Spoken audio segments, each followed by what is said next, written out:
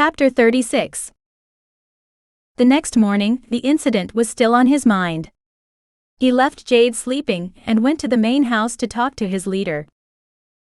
After kicking off his snow-covered boots, he padded into the kitchen on silent stocking feet and poured himself a cup of coffee before taking a seat at the table with his con. "I don't know what's going on with me." He didn't look up from his cup. "What do you mean?" the clan leader asked, a frown creasing his brow. "Last night I growled at you. I didn't mean to. Hell, you know as well as I do that I'd never attack you." "I think you would." Nick's voice was calm, as if they were discussing the weather, not beating the shit out of each other. "If I was a threat to JV, I don't think you'd hesitate to attack me." He paused a moment. "But Steve?" He waited until the other man looked up, met his eyes. "I don't blame you. I don't know what, but I can tell she's been through something rough. It's our job to protect our mates, and we'd kill our best friends if we had to keep them safe. But Rebecca's been through a lot too, and you don't growl at every man who tries to touch her. You don't want to rip them to pieces for touching her, do you?" "No, I don't. I want to shield her, to keep anything that might upset her or hurt her feelings from her, but you know what she'd do if I tried. You'd probably end up sleeping on the couch for a week." "At least," Nick said with a laugh. "Why am I so sensitive about her being touched? Why did I want to leap across the table at you last night?" "I'm not entirely sure." The sound of a vehicle pulling into the yard interrupted him. "That's probably Julio. He said he'd stop by this morning." Steve let the cadre in and led him back to the kitchen. Before sitting, Julio took down a mug, spooned some sugar into the bottom and filled it with coffee. He took a sip and sat at the table. "What's up?" "We're trying to figure out why Steve can't control his instinct to protect JV, Nick said. Julio took a long look at the man in question. "You said you were hoping she'd be your mate, didn't you? That means you both feel the instinct?" "Yeah, of course." Steve wasn't sure where this was heading. "She's been here what? A month?" Julio looked back and forth between the two men. Steve thought about it, counting the days before answering. "A little over a month." His brow creased as he tried to work out where Julio was going. The older man carefully scented the air. "How much of that time has she been in your bed?" A low growl trickled from Steve's throat before he could stop it. He coughed. "No offense intended," the cadre said. "But the more interaction the two of you have, the more intimate the relationship, the quicker the instinct will advance. We share my bed but we sleep, that's all." "Then it shouldn't be progressing quite this swiftly." He took a sip of his coffee, and his face lit. "Unless," he trailed off, not wanting to cause more problems. "Unless what?" Nick wanted to know. "Unless there's some other factor, something to stress the bond. Say for instance she was threatened in some way, or in some kind of danger." Steve narrowed his eyes at his friend. Would finally facing a trauma that's several years old qualify? He was quiet a moment, considering. It might, if the trauma was severe enough. Steve cursed under his breath. "What is it?" Julio asked, looking back and forth between Steve and Nick, as if wanting to know what was up. Steve looked at both men, debating how much he should tell them. "Damn it. I've gotta tell you because I need help, but she can't know I said anything. She has to share in her own time." He looked back and forth between them, waiting for them to reply. "Of course," Julio agreed. "I have a good idea, but of course," Nick said. Steve frowned at his clan leader, but continued, telling them only what they needed to know.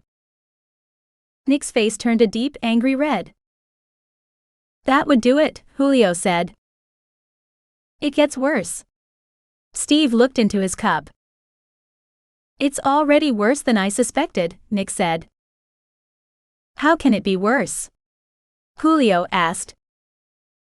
I got as many details as I could from her, and I convinced her to see Karen. He nodded at the cadre at the mention of his mate. I gave Karen as much detail as I could, before she came out. She looked up the case. I thought you said she didn't tell anyone? Julio asked. She didn't, but she wasn't the only victim, just the only one who lived. There were 4 others, all raped and beaten to death. They caught him, convicted and executed him, but it's not enough, not for me. Wouldn't be for me either, growled Nick. Steve stared down at his empty cup. Anyway, he got to the girls by slipping up behind them coming out of a late class. He would choose one who was apart from everyone else, and zapped them with a stun gun. He looked back and forth between the men at the table. Does either of you know what a stun gun does to us? Know what? Nick asked. I've never had the occasion to be hit by one. What does it do? Julio asked. The voltage screws with the magic that lets us shift. I was hit by one while I was in the military, but I didn't have the opportunity to shift often then, and I didn't notice it. Jade spent weeks not knowing if she'd ever shift again. After she healed, she started learning self-defense. She took martial arts classes and she armed herself. That's why the pistol, Nick said, understanding. Steve nodded and continued, it's what started the burning when she touches someone too. She seems to have dealt with things well, Julio said. I never would have known she'd been through something like that, if I hadn't been told. That's just it. She hasn't dealt with it. She shoved it out of her mind and did her best to forget it, Steve said. I would never have known if she hadn't started having nightmares. I woke alone and found her curled under the bed in her cat form. He looked out the window in front of him, staring sightless at the gray world just starting to brighten. Since she told me and I convinced her to talk to Karen, it's been a little better. She still has nightmares, as often as not, but instead of shifting and hiding she wakes me and lets me calm and reassure her. That's good, said Julio. I know, but still. He looked back down at his cup, wishing it had refilled itself while he talked. That's not everything, Nick said. You're holding something back. Steve looked at his clan leader, his eyes held a deep sadness. She was a virgin.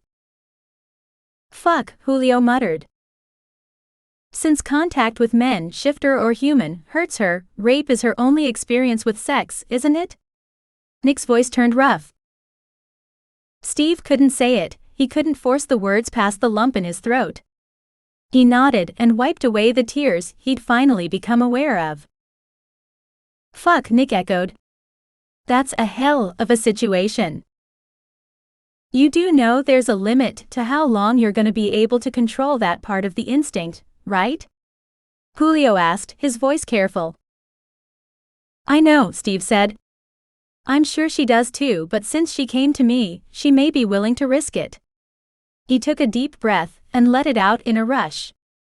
I'm not yet. Why not? Julio leaned back in his chair to watch Steve's reaction. Steve looked up and met his gaze, his eyes hard. She's just started reliving it, it's too fresh right now, too new in her mind. I'm not gonna push her for anything more than she's willing to give. He barely kept from snarling at the other man. I'll give her time, as much time as she needs, or as I can manage. I'm hoping after a few weeks of seeing Karen, she'll approach me. That's a good plan.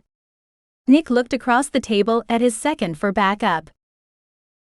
It is, Julio agreed. Wait, not until she says she's ready, but until she makes the first move. Let her take the lead if you can. Steve dropped his head again, and listened to the men he respected tell him the same thing he'd been telling himself all week. Back to the aggression though, Julio said after a moment. All things considered, you'll probably always be a little overprotective of her. Amen, Nick muttered. But once you seal your mating, assuming it goes that far, then the worst of it should pass. The cadre continued, as if the clan leader hadn't spoken. The inability to control it, that kind of thing. That's good to know. Thanks. Talk turned to clan business, things they hadn't wanted to discuss in front of the kids the night before. When Bobby showed up for house duty, Julio took off. Nick headed for the barn to oversee feeding, and Steve went back to his place. He didn't want Jade to wake up alone.